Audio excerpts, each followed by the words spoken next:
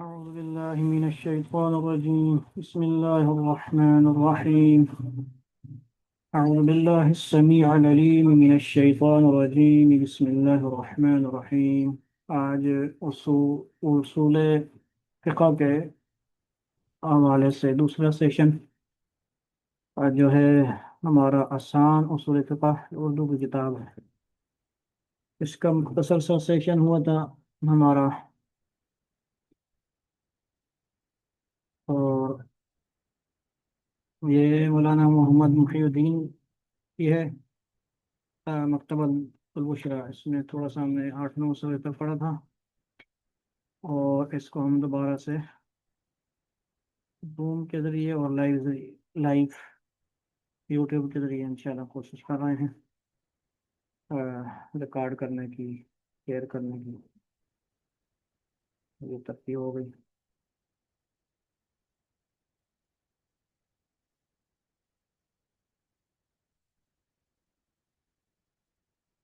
تو نظم کی تقسیم کے بارے میں فصل اول تھی، یعنی یہ درجہ ثالثہ وفاق المدارس العربیہ کے طلباء کے لیے بھی ہے. عوام الناس بھی فائدہ اٹھا سکتے ہیں جو گھر بیٹھے اصول فقہ پڑھنا چاہیں اور کتابیں جو ہیں پڑھنا چاہیں نصاب کی، یا جو پیپروں کے لیے تیاری کرنا چاہیں، یا اس کے لیے انہیں کچھ نہ کچھ ہیلپ کی ضرورت ہو، تو انشاءاللہ یہ سیشن ان کے لیے کافی فائدہ مند ثابت ہوں گے. قرآن کریم فصل اول دیکھیں جی. نظم کی تقسیم. قرآن کریم نظم یعنی الفاظ اور معنی کے مجموعوں کو کہتے ہیں. صرف معنی پر قرآن کریم کی تلاوت کا ثواب نہیں ملتا، اور صرف معنی سے نماز بھی جائز نہیں. مطلب کیا ہوا جی؟ انگلش میں، اردو میں، کسی فارسی زبان میں نماز کے عربی الفاظ کے معنی پڑھنے سے نماز نہیں ہوتی. آسان سی بات سمجھ لیں، نظم قرآن سے ہی معانی سمجھ میں آتے ہیں. الفاظ ہوں گے تو کوئی معنی کرے گا، الفاظ ہی نہ ہوں. نظم کا تعلق معنی سے مختلف طریقوں سے ہوتا ہے. کہتے ہیں کہ لفظ معنی کے لیے وضع ہوا. وضع کا مطلب ہوتا ہے نا، یعنی رکھا گیا. لفظ معنی کے لیے وضع ہوا. کوئی لفظ ہوتا ہے تو اس کا کوئی نہ کوئی معنی ہوتا ہے. یہ لفظ اس معنی میں مستعمل ہے، یعنی یوز ہوتا ہے.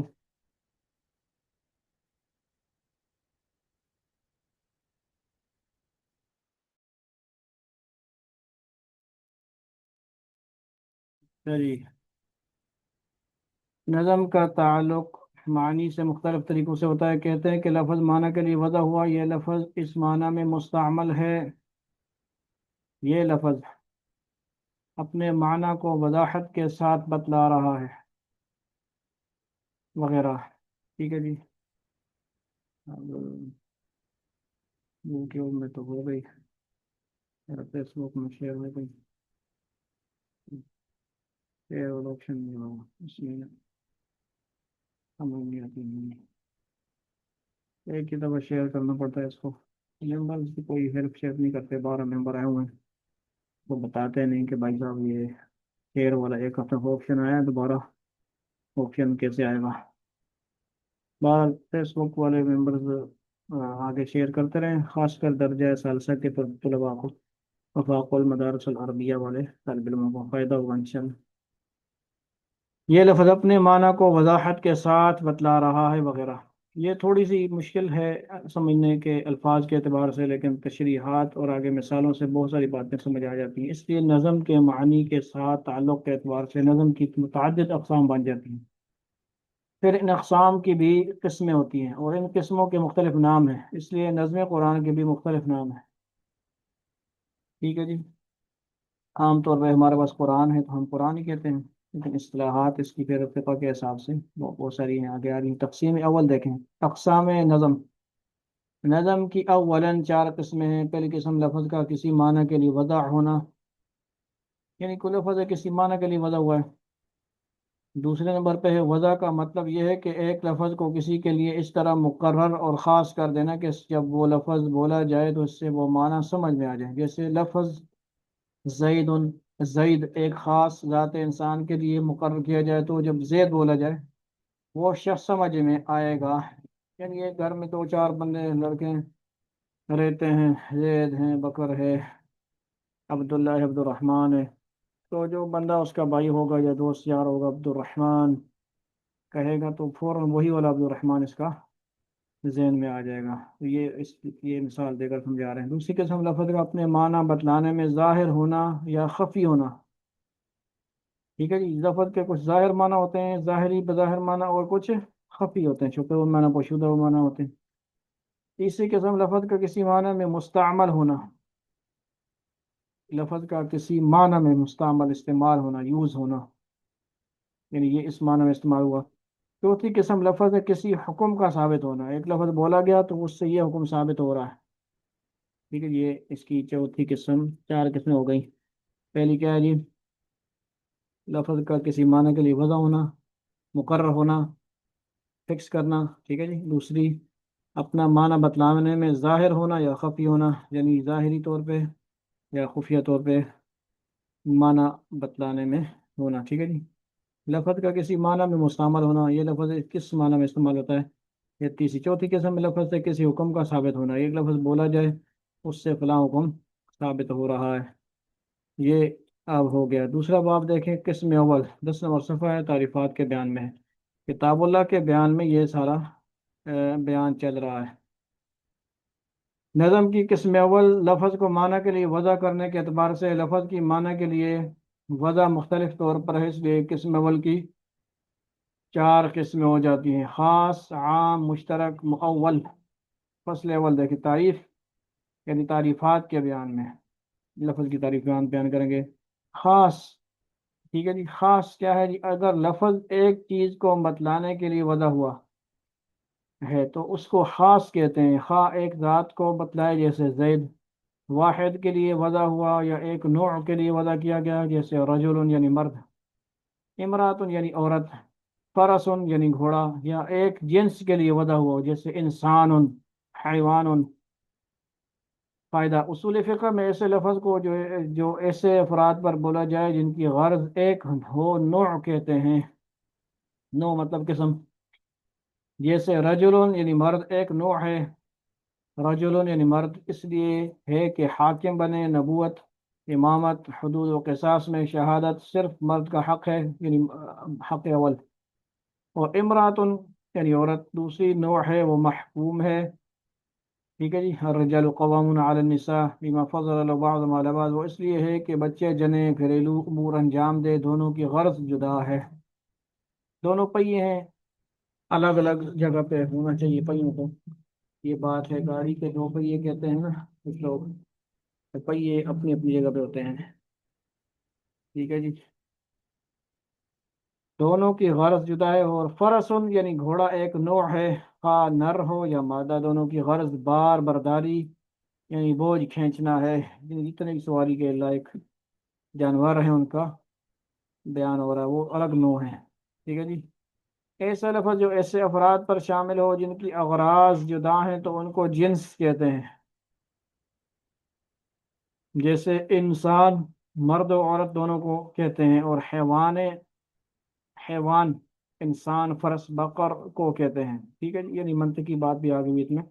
منطق کے اعتبار سے منطقی علم جو ہے، حیوان اس میں کیا کہتے ہیں؟ انسان کو بھی کہتے ہیں، فرس بقر کو بھی کہتے ہیں. پھر اس کے اندر آپ منطق میں جنہوں نے پڑھا ہے، حیوان ناطق، حیوان کے ساتھ ناطق لگ جاتا ہے یعنی بولنے والا.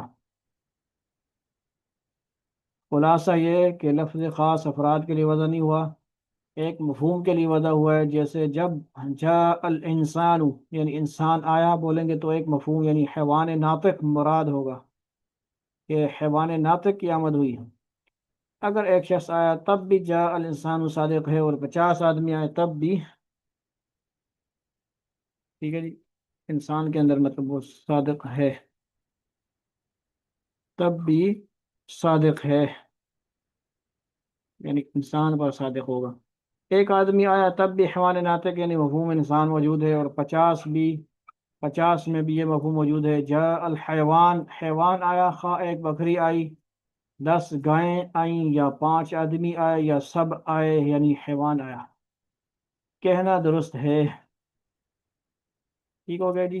حیوان، ایک بندے کو منطق پتہ تھی تو اس نے کہا جاء الحیوان.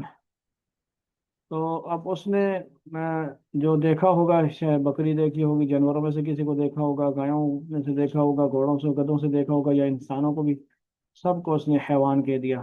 منطقی بندہ ہوگا نا، جو عام بندہ ہوگا تو پھر وہ سادہ ہوگا تو وہ اسی طرح کہے گا جا الانسان، جا عبداللہ، جا رحمد، جا عبد الرحمن، ٹھیک ہے جی۔ یا پانچ آدمی آئے یا سب آئے، یعنی حیوان آیا کہنا درست ہے، اس لیے کہ حیوان کا مفہوم یعنی متحرک بالارادہ، ایک پر صادق آتا ہے اور سب پر بھی۔ ایسے ہی جا رجل یعنی مرد آیا، خواہ ایک مرد آیا یا چند مرد آئے، درست ہے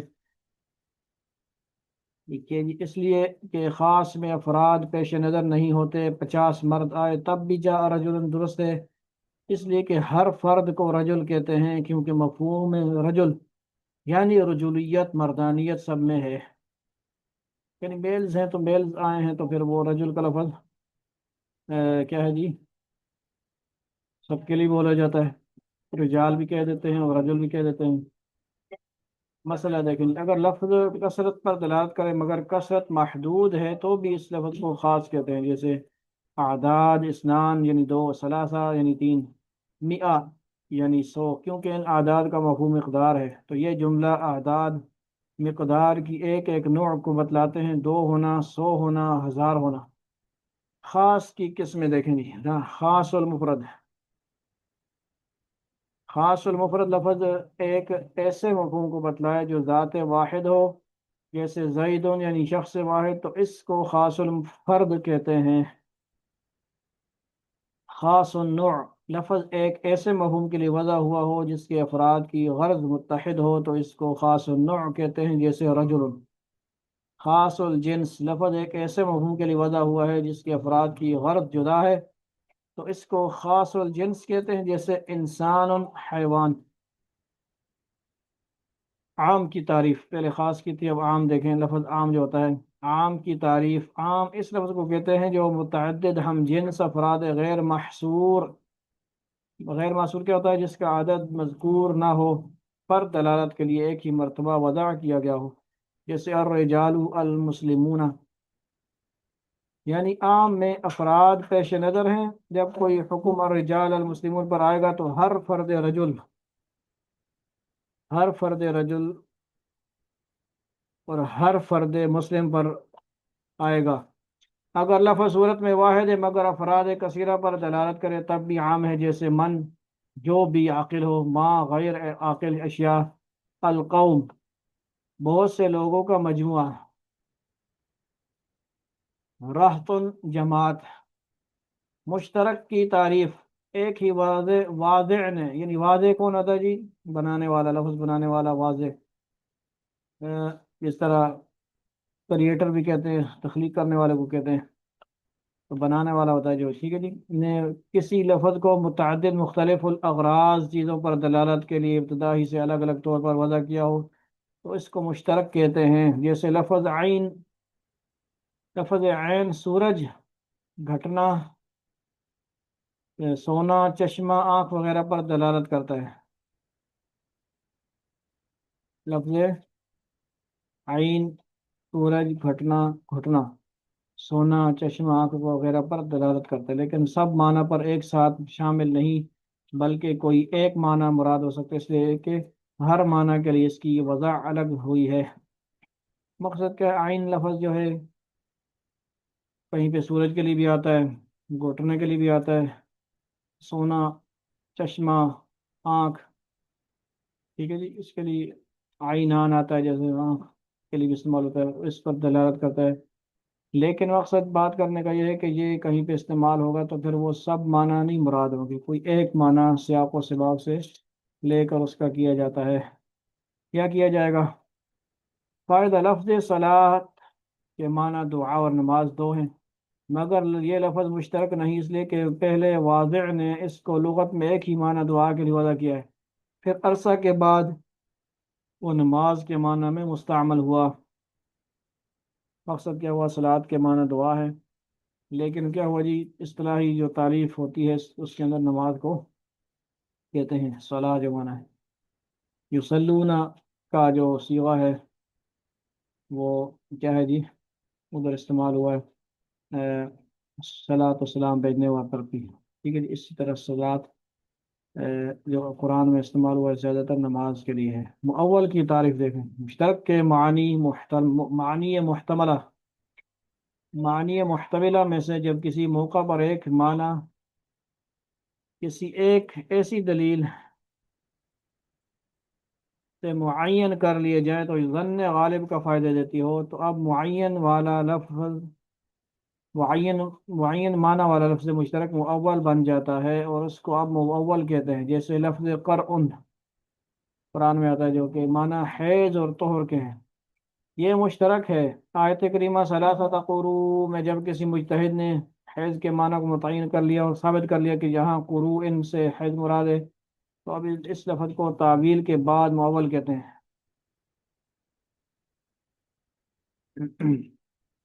आगे देखें, फसल नंबर 2 है जी, खास के हुक्म के बयान में। खास हुक्म खास देखें, लफ्ज़ खास का असर ये होता है कि वो अपने मदलूल माना पर, एक होता है दाल दलालत करने वाला और एक होता है मदलूल जिस पर दलालत करे, तो मदलूल कहते हैं। यानी माना पर बिला इहतिमाल दलालत करता है जब तक कि कोई दलील दूसरे माना का इहतिमाल ना पैदा करे। इसलिए खास का हुक्म ये होता है, क्या होता है जी, खास का हुक्म इस पर अमल करना फ़र्ज हो जाता है और इस पर एतक़ाद फ़र्ज हो जाता है, इसका मुनकिर काफिर हो जाता है। अगर कोई करीना या माने मौजूद है जिससे लफ्ज़ ख़ास के अंदर दूसरे माना का इस्तेमाल पैदा हो जाए तो इस पर अमल वाजिब हो जाता है, वाजिब होता है और इस माना पर एतक़ाद फ़र्ज नहीं रहता। इसके मुनकिर को फासिक कहते हैं, काफिर नहीं। लफ्ज़ ख़ास पर अमल फ़र्ज होने की मिसाल देखें। मिसाल आयत करीमा में लफ्ज़ है सलासता, सलासा, वल मुतल्लक़ातु यतरब्बस्न बिअन्फुसिहिन्न सलासता क़ुरू। सूरह बकरा की 228 आयत देखें। मुतल्लका औरतें 3 हैज रुक जाएं, यानी मुतल्लका की इद्दत 3 हैज है। आयत में लफ्ज़ सलासा खास है, इसकी मुराद बिल्कुल वाज़ेह है कि सलासता बिला कम बेश 3 को कहते हैं। इसलिए इस पर इत्तफाक है कि सलासता पर अमल व अकीदा ज़रूरी है। लफ्ज़ क़ुरूइन मुश्तरक है, इसके माना तोहर भी हैं हैज़ भी हैं। यानी जो लेडीज़ के अय्याम हैं प्राइवेट, उनके अंदर तो इस्तिलाहात हैं हैज़ और तोहर। ठीक है जी। मेंसेस और जो पाकी के अय्याम हैं इनका मसला बयान हो रहा है। ठीक हो गया जी। मकसद उनके बात करने का यह है कि इस एक लफ्ज़ से दोनों मुराद है। यूँ कह रहे हैं कि पाकी और नापाकी मुराद हो गए। ठीक है जी। एक एक कुरान पाक की और अरबी की आप फसाहत को देखें ना, इस पे फिर बड़े बड़े वो हैं इख्तिलाफात आ गए। हज़रत इमाम शाफ़िई रहमतुल्लाह अलैह ने लफ्ज़ क़ुरूइन को तोहर के माना में मुअव्वल किया और फरमाया 3 तोहर इद्दत है। ये उनकी दलील होगी, उन्होंने तो इससे मुराद 3 तोहर ले लिया, बाकी के जो 3 महीने होंगे। बहरहाल उसमें फिर बेस आगे आएगी, दलील अपनी अपनी आएगी आयमा की।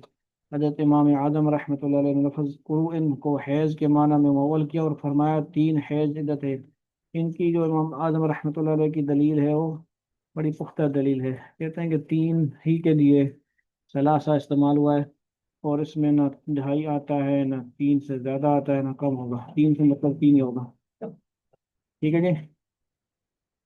हज़रत इमाम साहब फरमाते हैं कि आयत करीमा में सलासत आया है, इसके मदलूल पर अमल तब ही मुमकिन है जब क़ुरूइन से हैज़ मुराद हो। अगर तोहर मुराद हो तो सलासत पर अमल नहीं रहता, 3 से ज़्यादा तोहर इद्दत हो जाएगी या 3 से कम तोहर इद्दत हो रह जाएगी, क्योंकि हालत हैज़ में तलाक देना ममनू है। ये मसला भी पता लग गया और बताया जा रहा है कि इसको क्या है जी, याद रखें। और जो शादीशुदा हैं या हो रहे हैं उन लोगों को इन चीज़ों को सीखना चाहिए, मसाइल को। अन्य तलाक देना, भड़का देना, ये जहालत की इंतहा है।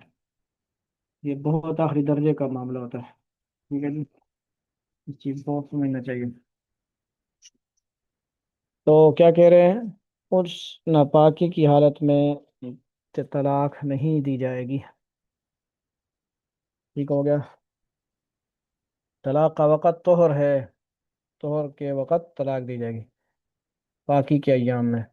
جس طور میں طلاق دی، یعنی آپ سمجھے تو حیض کے علاوہ جو دن ہیں وہ پاکی کے ہوتے ہیں، ٹھیک ہے جی۔ پھر اس میں بہت ساری تفصیلات آئیں گی، کچھ عورتوں کو استحاضہ بیماری لگ جاتی ہے، یعنی ان کو پتہ ہی نہیں لگ رہا ہوتا کہ یار کون سا کھاتا چل رہا ہے، کون سی جو ہے ڈیٹ چل رہی ہے، یا کچھ بیماریوں کی وجہ سے، میڈیسن کھانے کی وجہ سے ان کے یعنی روٹین تبدیل ہو جاتی ہے، چینج ہو جاتی ہے ان میں استحاضہ، اس کو استحاضہ مطلب بیماری کہتے ہیں اس کو۔ طلاق کا وقت طہر ہے، جس طہر میں طلاق دی اس طہر کے کچھ لمحے تو گزر ہی گئے، اگر اس طہر کو عدت میں شمار کریں تو 3 طہر میں کمی رہ جائے گی، اگر اس طہر کے سوا 3 طہر شمار کریں تو 3 طہر پر اضافہ ہو جائے گا، اور یہ مقتضی خاص کے خلاف ہے، اس لیے ثلاثہ پر عمل متروک ہوتا ہے، یعنی چھوڑا ہوا، یعنی اس پر عمل کیسے ہوگا؟ اگر حیض مراد لیں تو جس طہر میں طلاق دی ہے اس طہر کے بعد 3 حیض مکمل عدت شمار ہو سکتی ہے، اور ثلاثہ پر عمل متروک نہیں ہوتا۔ خلاصہ یہ کہ 3 مدلول پر کم و بیش، بلا کم و بیش عمل ضروری ہے۔ یہ مشکل بات ہے لیکن سمجھ آ رہی ہے، انشاءاللہ آئے گی، باقی کتابیں جو پڑھتے ہیں سنتے ہیں پھر وہاں پہ بھی باتیں سمجھ آتی ہیں، اور جو اولا والے ہوتے ہیں پھر ان کو بات سمجھ میں بڑی مشکل سے آتی۔ لفظ خاص سے احکام شرعیہ کا ثبوت، الفاظ خاص کی مختلف اقسام ہو سکتی ہیں، اس طرح اس کی تعریف و امثلہ سے معلوم ہوتا ہے۔ امثلہ مثال کو بولتے ہیں، ایگزامپل، اوکے۔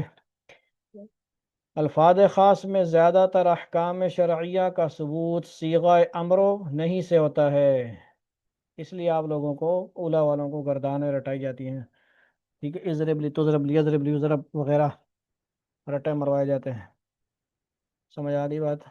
امر و نہیں وہاں پہ اس رٹا ہے، اور پھر آگے پھر ترجمہ کی بات آگے دوسرے تیسرے سال میں، پہلے سال میں ترجمہ بھی شروع کر دیتے ہیں لیکن وہ بھی رٹا رٹا ہوتا ہے۔ احکام شریعہ کا ثبوت صیغہ امر و نہیں سے ہوتا ہے، اس لیے ان دونوں کے متعلق تفصیل ضروری ہے۔ شمس الائمہ سرخسی رحمۃ اللہ علیہ فرماتے ہیں، اصول فقہ کے بیان میں امر و نہیں سب سے پہلے رہنے کا زیادہ حق رکھتے ہیں، کیونکہ ان سے ابتدا بڑی اہمیت رکھتی ہے، اور حلال و حرام اور دیگر احکام واجبہ کی معرفت و تمیز ان پر موقوف ہے۔ مقصد یہ بیان کرنے کا کہ اصول فقہ میں کیا ہوتا ہے جی، جس طرح آپ دیکھتے ہیں صرف میں ضرب یضرب آتا ہے، ماضی کی گردان، مضارع کی گردان، وہ آخر میں کدھر پھر جا کے امر نہیں کی گردان ہوتی ہے، لیکن یہاں پہ کیا بات ہو رہی ہے؟ اصول فقہ میں کیا ہوگا جی؟ ترتیب یہ ہے کہ امر نہیں کو پہلے بیان کیا جاتا ہے۔ تو آگے فصل نمبر 3 ہے امر کے بیان میں۔ امر کیا ہے جی؟ نام نہیں ہے، امر مطلب آرڈر کرنا، حکم کرنا کا جو صیغے ہوتے ہیں اس کے تفصیلات بیان کی جائیں گی، کیا کیا ہوتے ہیں۔ کیا ہے جی؟ امر کے بیان میں سنیں جی، صیغہ الامر لفظ خاص ہے، ٹھیک ہے جی۔ امر کرنا کسی کو، کیا کرنا؟ حکم دینا، بھائی اٹھ جا، کھڑا ہو جا، کینچی اٹھا، یہ کر وہ کر، ٹھیک ہے جی، کینچی نیچے گری ہوئی ہے اٹھا، یہ وہ، سمجھ آئی؟ صیغہ امر لفظ خاص ہے، بندوں کو احکام شرعیہ کا مکلف اسی کے ذریعے بنایا گیا ہے، بھائی نماز پڑھ، اقیم الصلاۃ، ٹھیک ہے جی، یا ایھا الذین آمنوا اقیموا الصلاۃ، یا ایھا الذین آمنوا، ٹھیک ہے جی، آمنوا اذکروا اللہ، حالانکہ وہ بھی امر ہے، امر کی قسم میں پھر آگے اسی کے ذریعے بنایا گیا، نہیں اس حکم کے ذریعے، آرڈر کے ذریعے۔ اسی طرح نہیں بھی ہے، نہیں کا مطلب کسی کام سے منع کرنا، کیا کرنا؟ مت کرو شراب مت پیو، کیا کرو؟ زنا مت کرو، ولا تقربوا الزنا۔ اسی طرح نہیں بھی ہے، صیغہ امر کے خاص ہونے کا مطلب یہ ہے کہ یہ صیغہ ایک معنی کے لیے مقرر کیا گیا ہے، یعنی طلب کے لیے۔ کس کے لیے؟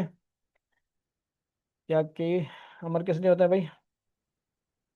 ڈیمانڈ کرنا، کیا کرنا؟ ڈیمانڈ کرنا، مانگنا، طلب کرنا، طلب یطلب، ٹھیک ہو گیا؟ یہ آسان سی بات سمجھ آ گئی۔ طلب کے لغوی معنی کسی شے کا ارادہ اور رغبت ظاہر کرنا، خاص صیغہ بول کر یا کہہ کر یا اشارہ سے۔ 3 باتیں ہو گئی۔ کیا ہوتا ہے جی؟ بعض دفعہ بندہ، جیسے ہم سیشن کر رہے ہیں تو کیا کریں گے جی؟ بعض دفعہ بولتے بولتے اشارہ کر دیں گے، پانی لیا، دروازہ بند کر، یہ کر وہ کر، تو کیا ہے جی؟ یہ اشارے ہوتے ہیں، آنکھوں سے اشارہ کیا، اور کیا کیا، پہلے نمبر پہ کیا ہوتا ہے جی، بولنے کا چانس ہے تو صیغہ بول کر، بھائی چل دروازہ بند کر، کینچی نیچے گری ہے اٹھا لے، ٹھیک ہے جی۔ تو دوسرے نمبر پہ کیا ہے جی، صیغہ بول کر یا کہہ کر یا اشارہ، اشارہ سے، ٹھیک ہے جی۔ اب صیغہ بول کر یعنی امر کا صیغہ بول کر، کام کر، یا بول کر یہ کام کر دیجئے، یعنی بول کر، کہہ کر، گزارش کر کے، یا اشارہ سے، مگر مطلقاً طلب کو امر شرعی نہیں کہتے، شرع میں طلب کا خاص مفہوم ہے۔ اب آگے دیکھیں تعریف، جب ایک متکلم، متکلم کون ہوتا ہے جی، بات کرنے والا، میں جیسے بات کر رہا ہوں، مخاطب ہوں، یوٹیوب لائیو پر یا کیا ہے جی، زوم پر لائیو ہوں، تو کیا میں کیا کر رہا ہوں، متکلم ہوں، میں کیا کر رہا ہوں، بات کر رہا ہوں، اور آپ لوگ مخاطب، مخاطب،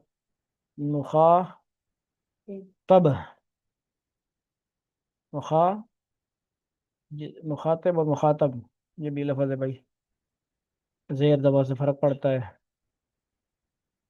مخاطب جس کو کیا گیا، مخاطب جو میں آپ سے مخاطب ہوں، ٹھیک ہے جی، پے کے نیچے زیر ہوگی تو مخاطب متکلم بن جائے گا، اور مخاطب جن سے بات کی جائے گی وہ مخاطب ہوتے ہیں۔ جب ایک متکلم خود کو عالی تصور کر کے، بھائی اپنے آپ کو بڑا سمجھ کے، استاد سمجھ کے، شیخ سمجھ کے، ٹیچر سمجھ کے، امام صاحب فلاں سمجھ کے، بڑا شیخ صاحب سمجھ کے، ملک صاحب سمجھ کے، جو بھی ہے، یعنی جس کا جہاں جو رتبہ ہے، اپنے گھر کے اندر رتبہ مقام ہے، سربراہ ہے، جو بھی عالی تصور کر کے دوسرے سے کچھ طلب کرے، تو یہ کیا ہوتا ہے جی، امر ہوتا ہے، یہ امر ہے۔ جیسے افعل، اقرأ، اقرأ القرآن، اقرأ السبق، سبق، ٹھیک ہے جی، اقرأ السبق، سبق جدید، نیا سبق پڑھ، اقرأ السبقی، سبقی پڑھ، ریپیٹ کر، یہ ساری کیا ہے جی، افعل کے اندر اقرأ اسی کے وزن پہ آتا ہے۔ تعریف سمجھ آ گئی؟ کوئی بندہ اپنے آپ کو عالی تصور کر کے دوسرے سے کچھ طلب کرے، کیا کرے، مانگے، کچھ کہے، تو یہ امر ہے۔ جیسے افعل، تو کام کر، ایک کام کر، مہربانی کر کے جا، مختلف کام۔ اگر دوسرے کو مساوی درجہ کا سمجھ کر طلب کرے تو التماس، بڑے کام کی باتیں ہیں، کیا ہے جی، میں آپ سے التماس کرتا ہوں، گزارش کرتا ہوں کہ آپ کیا کریں، میرا یہ کام کر دیجئے، مہربانی ہوگی بڑی، آپ کا شکر گزار رہوں گا۔ یہ کیا ہوتا ہے جی، دوسری قسم، اگر دوسرے کو مساوی برابر سب درجہ کا سمجھ کر طلب کرے تو التماس ہے، اگر دوسرے کو عالی اور رتبہ سمجھ کر طلب کرتے تو درخواست تو دعا ہے۔ اللہ جل جلالہ احکم الحاکمین ہے، ان کی طرف سے جو طلب ہو اس کو پورا کرنا عزل و عقل و شرع واجب ہے، خواہ خود باری تعالیٰ سے قرآن کریم میں طلب ہو یا حدیث شریف میں حضور اقدس صلی اللہ علیہ وسلم کی طرف سے مطلب ہو، ٹھیک ہے جی، یہ بات سمجھ آ گئی؟ اللہ جل جلالہ نے سب فرشتوں کو حکم دیا، اسجدوا لآدم، سورہ بقرہ میں 34 نمبر آیت میں حکم دیا۔ شیطان سے بھی طلب ہوئی مگر اس نے سرتابی کی اور مردود ہو گیا، کیا کیا اس نے، اعراض کیا، آگے سے نخرے کیے اور غرور کیا، تکبر کیا۔ شیطان کو بھی حکم تھا، عزازیل تھا اس وقت، تکبر عزازیل را خوار کرد، بزندان لعنت گرفتار کرد۔ تکبر ایسی بڑی بیماری ہے، اتنی بڑی بیماری ہے کہ اس نے کیا کیا، عزازیل کو شیطان ابلیس بنا دیا۔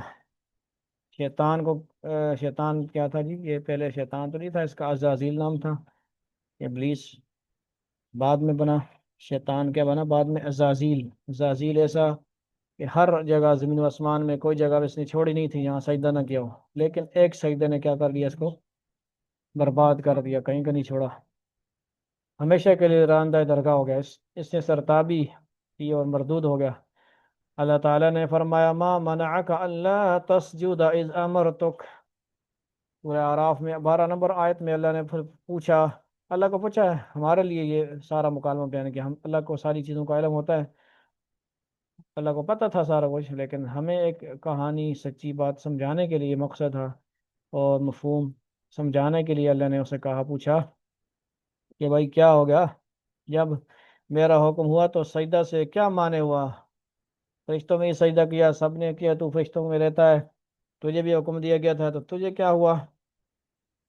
ٹھیک ہے جی، تو نے کیوں نہیں سجدہ کیا؟ معلوم ہوا ازرو شرع اللہ اور رسول کا امر واجب التعمیل ہے۔ یہ مثال دے کر بات سمجھائی جا رہی ہے۔ امر کا تقاضا، معلوم ہوا کہ امر کسی حکم کو لازم کرنے کے لیے ہوتا ہے، اس کا تقاضا وجوب ہے، یعنی اس کی تعمیل لازم ہے۔ مقصد کیا ہے جی امر کا؟ اس کو کام کو کرنا پڑتا ہے، ضروری ہوتا ہے۔ اگر کوئی قرینہ، قرینہ مطلب ہوتا ہے اشارہ، یا مانع موجود ہو، کوئی وجہ، اور اس سے یہ معلوم ہو جائے کہ عامر کا مقصد، عامر کیسے کہتے ہیں جی؟ حکم کرنے والے کو۔ ایک ہوتا ہے عین والا عامر، وہ نہیں حمزہ کھڑا زبر آ والا عامر۔ عامر، عامرانی، عامرون، عامرتن، عامرتانی، عامراتن، 6 صیغے۔ بات سمجھ آ رہی ہے کہ نہیں؟ یہ عامر کیسے کہتے ہیں؟ اس میں فاعل۔ عامر کا مقصد یہاں ایجاب نہیں تو مقام اور سیاق و سباق کے لحاظ سے دوسرے معنی مراد ہوتے ہیں۔ اگر کوئی قرینہ یا معنی موجود ہو اور اس سے یہ معلوم ہو جائے کہ عامر کا مقصد یہاں ایجاب نہیں تو مقام اور سیاق و سباق کے لحاظ سے دوسرے معنی مراد ہوتے ہیں۔ یعنی ایک بندے نے کچھ کہا اور قرینے اشارے سے اس نے، سننے والے نے سمجھ گیا کہ یہ اس سے ایجاب نہیں، یعنی یہ نہیں چاہتا کہ یہ کام ہو۔ یہ اس کی ایک اور آسان سی مثال، جیسے ہمارے مشتاق بھائی ہوتے تھے تو وہ مثال دیتے تھے کسی کو، کہ ایک بندہ ہوتا تھا نا، کسی کو چائے، کوئی آ جاتا ہے ویسے ہی سارا پہ سوار ہونے کے لیے، چائے اس کو پلانے کا دل نہیں ہے، تو وہ کیا کرتا ہے جی، سامنے چائے والے کو منہ سے کہتا ہے چائے لے آنا، سمجھ آئی؟ چائے لے آنا، بات سمجھ آ رہی؟ منہ سے تو کہہ رہا ہے چائے لینا، نہ ہاتھ سے کیا کر رہا ہے؟ اشارہ کر رہا ہے، نہیں منع کر رہا اسے، اس کو خوش کرنے کے لیے جھوٹ بول رہا ہے چائے لے آ، اور ہاتھ سے اشارہ کیا کر رہا ہے اس کو؟ نہ لانا۔ یہ ایک مثال ہو گئی، ادھر فٹ ہوتی ہے کہ نہیں؟ تو یہ ادھر فٹ نہیں ہوتی، ٹھیک ہے، یہ ایسی بیچ میں مزاحیہ بات آ گئی۔ مقصد سمجھ آ رہی؟ اس کا مقصد یہ ہے کہ ایک بندے نے کوئی بات کہی لیکن وہ چاہتا ہے کہ وہ کیا ہو، وہ ایجاب نہیں، تو مقام اور سیاق و سباق کے لحاظ سے دوسرے معنی مراد ہیں، کوئی اور اس سے وہ مولانا مراد لے رہا ہے، کوئی اور بات چاہتا ہے، وہ یہ چاہتا نہیں کہ یہ کام ابھی ہو جائے۔ امر کے معانی، صیغہ امر 16 معنی میں استعمال ہوا ہے۔ سمجھ آ رہی بات؟ یہ ابھی سے آپ لوگ یاد کر لیں، چیزیں لکھ لیں گے تو بہت فائدہ ہوگا، ثانیہ میں، آگے ثالثہ میں انشاءاللہ، اور پوری زندگی یہ چیزیں کام آئیں گی، قرآن مجید کا ترجمہ کرتے ہوئے کام آئیں گی، احادیث کے وقت کام آئیں گی۔ نمبر 1 ہے ایجاب، یعنی لازم کرنا۔ جب صیغہ امر بولا جاتا ہے تو ذہن ایجاب کی طرف جاتا ہے، جیسے اقیم الصلاح، سورہ نعام ہے 72، 72 نمبر آیت ہے، نماز قائم کرو، نماز فرض ہوئی۔ یہ امر کی ایک کیا ہو جی مثال انہوں نے امر کی پہلی قسم بھی بیان کی، ایجاب، اس سے مراد کیا ہے جی؟ اقیم الصلاح۔ اب یہ بات بہت مشکل جو ہے، یعنی مثالوں سے بات سمجھ آ جاتی ہے، پھر ہر جگہ آپ کو سمجھنا پڑے گا کہ یہاں پہ جو امر آیا اس کا یہ کون سا امر ہے، ایجاب والا ہے، ندب والا ہے۔ آگے دوسری قسم دیکھیں، ندب، مستحب ہونا، آخرت میں ثواب کے لیے، جیسے فَقَاتِبُوهُمْ إِنْ عَلِمْتُمْ فِيهِمْ خَيْرًا، سورہ نور کی آیت نمبر 33 ہے، 33۔ اگر تمہیں اپنے غلاموں میں نیکی معلوم ہو تو ان کو مکاتب بنا دو۔ جس دور میں غلام ہوتے تھے تو ان کے غلاموں کے کیا ہوتے تھے جی؟ بہت سارے مسائل ہوتے تھے، یعنی ان کو آزاد کرنے کے ایک طریقہ یہ بھی ہوتا تھا کہ مکاتب بنایا جاتا تھا۔ مکاتب کتب یکتب ہے، مکاتب مطلب لکھنے سے ہے، کیسے ہے؟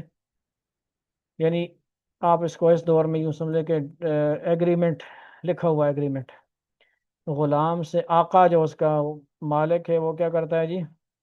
ایگریمنٹ کرتا ہے کہ لکھ کے دے دے کہ اتنے عرصے بعد تم مجھے اتنے پیسے دے گا تو تجھے میں آزاد کر دوں گا، تو آزاد ہو جائے گا اس شرط پر۔ یہ مکاتبت ہوتی ہے، مکاتب کر بنا دو، ٹھیک ہے جی؟ یہ قرآن میں ان کو حکم دیا جا رہا تھا صحابہ کرام کے دور میں جب غلام ہوتے تھے۔ تو یہ بہرحال مسائل تو چلتے رہیں گے، اگر پھر کوئی ایسا زمانہ آ جائے تو پھر وہاں پھر فٹ ہو جائیں گے یہ مسائل۔ لیکن حضور صلی اللہ علیہ وسلم نے کیا کیا؟ آزاد کر کے گئے۔ آپ نے کیا کیا؟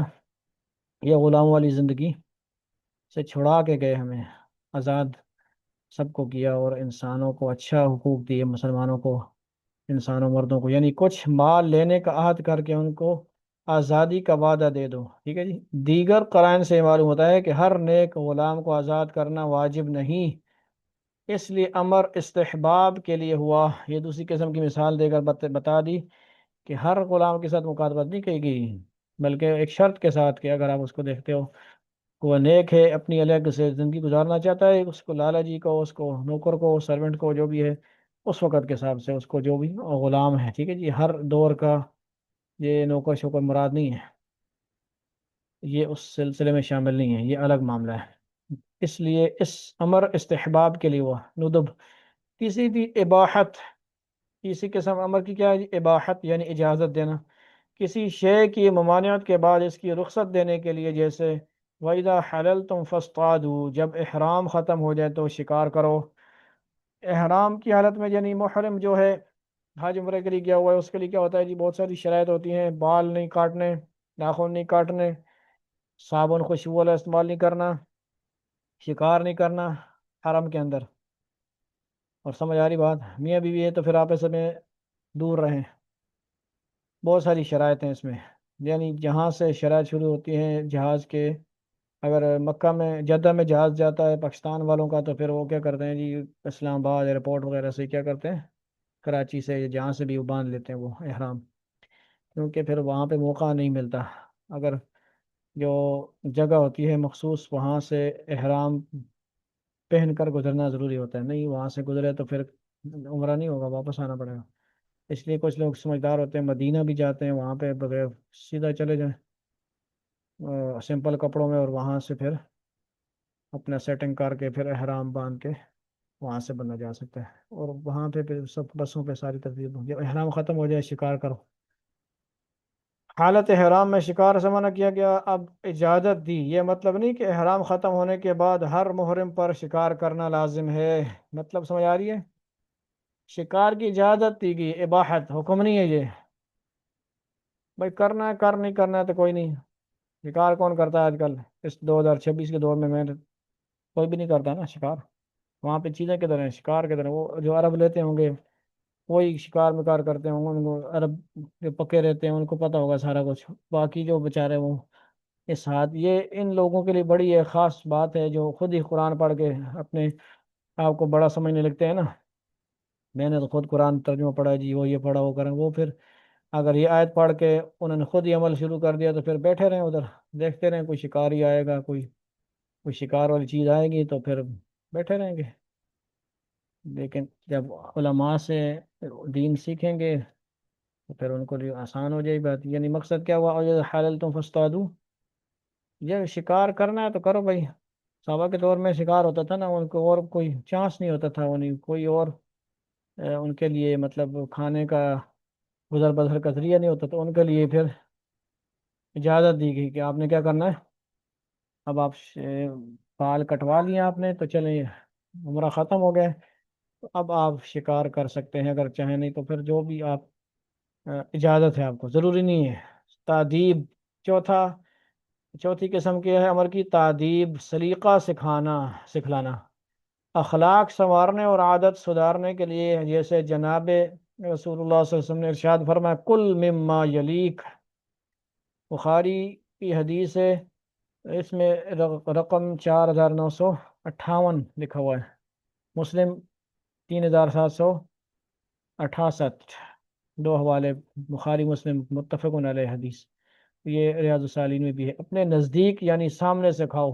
खाने के बारे में क्या हुक्म है जी? तादीब सिखलाने के लिए ये हुक्म क्या है, क्या करो, अपने सामने से खाओ। ये हदीस हमें तीन लफ्ज़ याद होने चाहिए, कुल मिम्मा यलीक, कुल मिम्मा यलीक, या लाम या काफ, अपने सामने से खाओ, अपने नज़दीक से खाओ, अपने पास जो ही है नहीं, और दूसरों की बोटियाँ खाई आओ, दूसरों के पास से अच्छी चीज़ खाई आओ।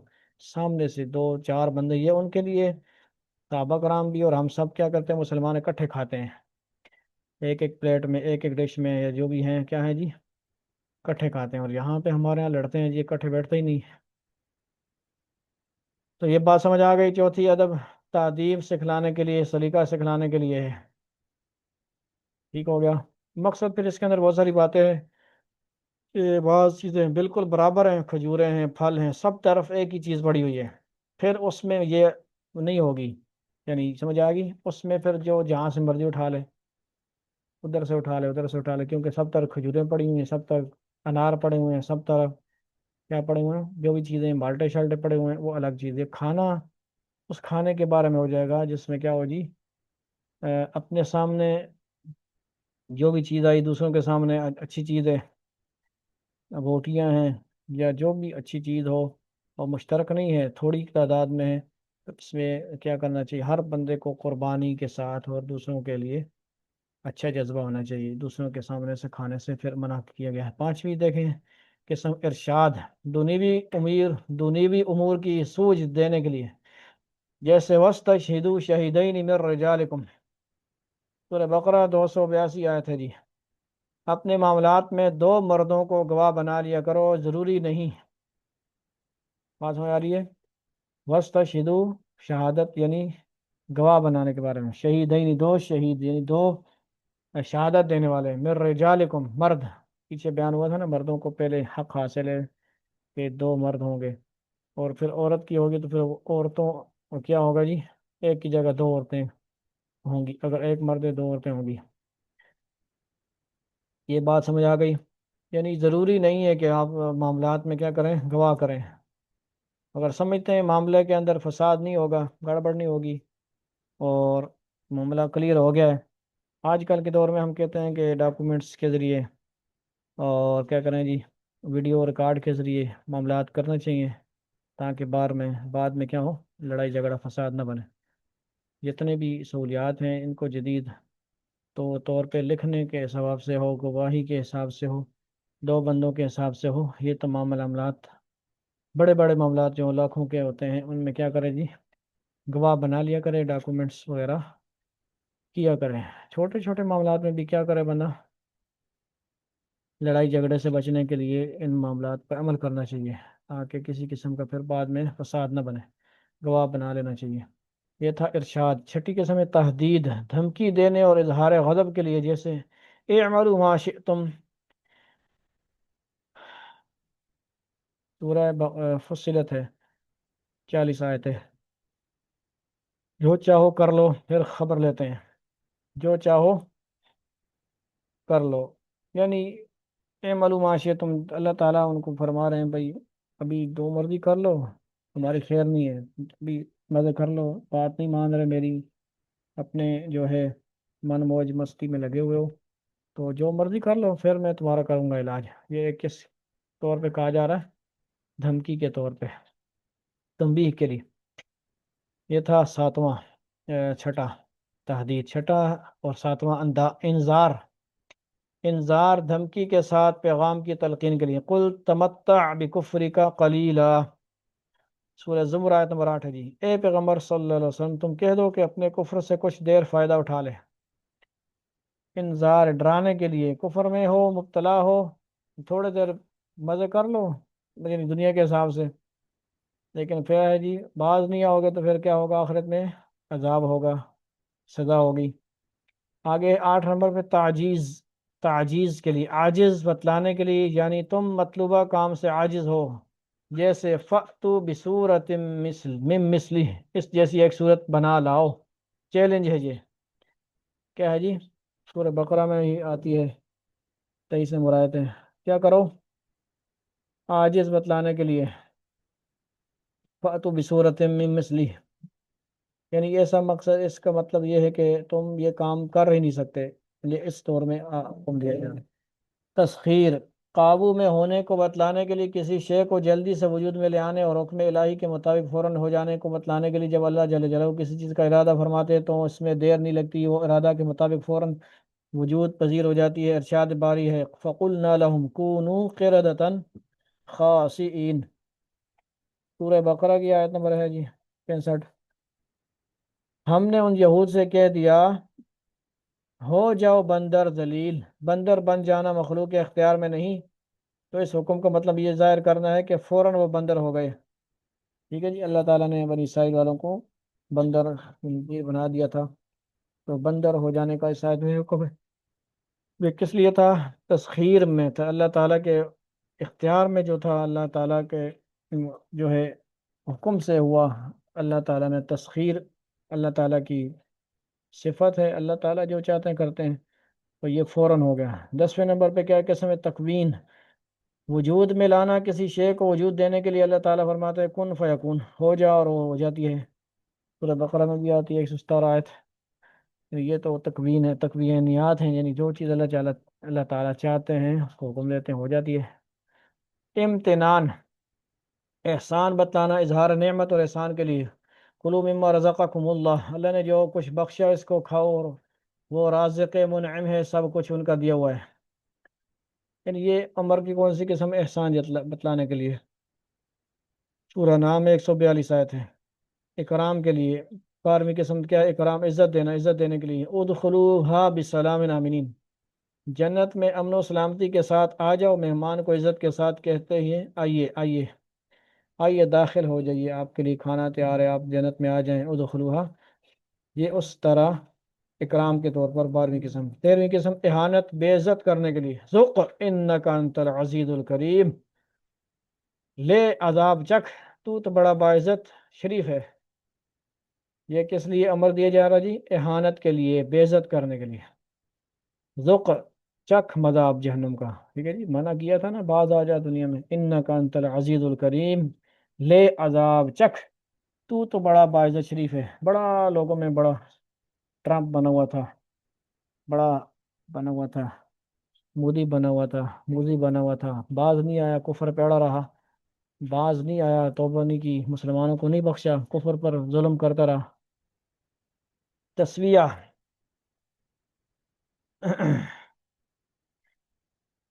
14 نمبر پہ تسویہ ہے۔ تسویہ کیا ہوتا ہے جی؟ دو چیزوں کو برابر بتلانے کے لیے۔